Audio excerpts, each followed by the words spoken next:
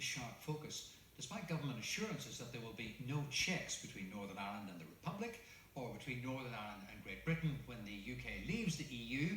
An independent human rights organisation says it fears that police may be using anti-terror powers at ports for immigration control purposes. Shauna McKeown reports. Alicia Hogan calls Belfast her home, and at least once a month she takes the ferry to Liverpool to catch up with family and friends near to the city where she grew up. But when she arrived into Birkenhead a few weeks ago, she says her experience in the terminal has left her feeling extremely anxious about future journeys back to England. In the last year, Alicia, who's a rights campaigner, says she's come to expect ID checks on arrival at the port. But this time she challenged why she and other passengers in the queue were being stopped. When I reached the front of the queue, I said that I wasn't going to show my ID because passport checks are voluntary within the common travel area. And the police officers then took me to the side and told me that I had to show my passport and threatened me under Schedule 7 of the Terrorism Act. Schedule 7 of the Terrorism Act is a specific power that authorities can use at ports and border areas. When told she'd be liable to arrest if she didn't comply, Alicia produced her ID for inspection. Then she says she was subjected to a line of questioning which she found invasive. They asked me, did I think that we should just open the borders for everybody to flow through? They asked me, did I think there was an issue with terrorism in Britain? And they asked me questions about whether I thought that people should just be allowed to enter Britain without having any checks placed upon them. Alicia also says that during the ID checks, a Muslim couple was singled out for further questioning. Everybody was able to move through without any questions except for one couple who were Muslim, and they were taken aside by the police and asked additional questions for a minute or two just about where they lived and why they were travelling, and I didn't see any of the other passengers being asked questions about that. According to a human rights organisation, what happened to Alicia isn't a one-off and heightens concerns it has about the use of powers designed to combat terrorists in this instance. What we're seeing is a pattern of immigration passport checks that are supposedly voluntary seem to be being done on the basis of racial discrimination. That's a great concern. And then when you have an instance of someone who doesn't want to subject themselves to a supposedly voluntary check, and they're threatened with arrest under counter-terrorism legislation. I mean, it really is a very unsatisfactory state of affairs where it looks like what is happening, that in the absence of migration controls and powers, that counter-terrorism legislation is being misused for that very purpose. However, the TUV leader has rejected claims that such checks amount to a border in the Irish Sea. The notice is quite clear that it's applicable throughout the United Kingdom. You could equally be asked for your identification, and why shouldn't you be if you're travelling on an aircraft, for example? You'd equally be asked if you're flying from London to Edinburgh or Newcastle or Belfast. You know, every time you board a plane, don't we all show ID for very good reason? So I think this is a rather trumped up, hysterical response.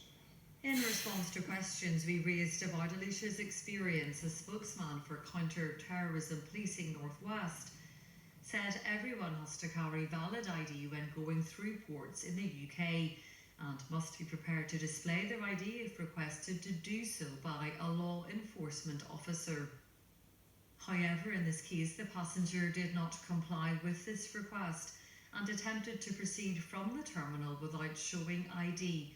The passenger was therefore detained, and after eventually producing a valid ID was released after inquiries had been carried out. Alicia has made a formal complaint to the police watchdog, the Independent Office for Police Conduct in England and Wales. I consider myself to be quite a brave person, and I do stand up for my own rights and the rights of other people where I can, but to be asked those kind of questions in such an aggressive manner, I did find extremely intimidating. For now, she says she's been left feeling anxious about how her next journey will turn out. Shauna McKeown reporting. Professor of Human Rights Law Colin Harvey is from Queen's University. What is the job of the police at ports? Well, obviously the police, the primary role and function of the police is in relation to the policing of the criminal law, and obviously the work that they do around terrorism law and policy as well, counter-terrorism law and policy. But I think the concern that this raises is the sort of widening out of the use of terrorism powers in the context of immigration control. Bear in mind, we've heard a lot of talk at the moment about the common travel area and about freedom of movement around the common travel area. So I think what this case raises is really serious concerns about the broadening out of those powers and perhaps the inappropriate use of those powers in the context of what is routine immigration control in the UK. Well, yes, but this was a journey from one part of the United Kingdom to another, so it wasn't international. Yeah, and I think that's what makes it even more problematic in a sense, because obviously at the moment, in the context of Brexit, we're hearing a lot about the common travel area and the freedoms that exist around these islands. But it seems that the concern here is that the police may be using public powers under other areas in order to carry out routine immigration control. Are they allowed to do that? Well, I think that's a big problem. No, in a sense, we have counter-terrorism law, we have the criminal law to deal with national security threats. You know, that is resolutely not there to deal with routine issues of immigration control, and particularly where the common travel area is supposed to give people freedoms to travel around these islands. So I think CAJ, Committee on Administration and Justice, absolutely right to be concerned.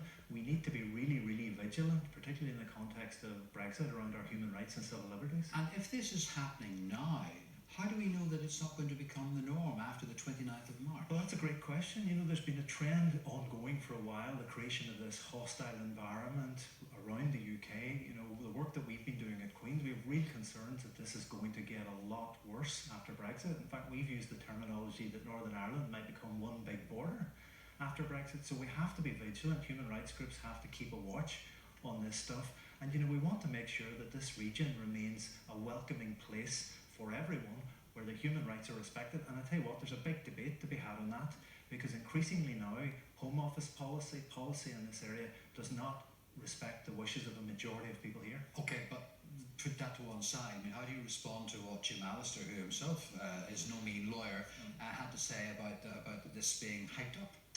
I just think it's right. It isn't being hyped up. I think people are right to be vigilant. I think the evidence suggests we've already seen the implications of the development of the hostile environment policy around the UK. We've heard the windows. And the world is not a safe place anymore, either. Well, obviously, yes, but what we don't want to see is powers that are there to deal with national security and terrorism, and they have a purpose in the national security and terrorism context, being used for routine immigration control purposes, and that's the worry, and that's why human rights groups are absolutely right to be vigilant about this. If I travel from one part of the UK to another by air, I am going to have to show ID. The thing is, we should bear in mind that we have freedoms in the common travel area to travel around the UK, to travel around these islands freely and openly, without the need for checks and routine checks. But I know what would happen. But if I were asked to present ID and I declined or refused, I think I know what would happen. But then we have to raise the question about what these freedoms are then worth. You know, we're supposed to be talking at the moment about the common travel area, and one of the worries that I have is that the common travel area is essentially, as many people have said, built on sand. We're supposed to have freedoms to move around these islands. Yes, there are powers there to deal with terrorism, there are powers there to deal with criminality, but they should not be extended into the area of routine immigration control, or else the common travel area is built on nothing. But if you have nothing to hide? I think people are absolutely right to be vigilant of the encroachment of the state in this area. We've already got a hostile environment. We must make sure it doesn't extend further. We need to make sure that Northern Ireland remains a welcoming place for everyone, and everybody continues to enjoy the freedoms that they have now. Professor Colin Harvey, thank you very much indeed. And that's View from Stormont for this week. We're back next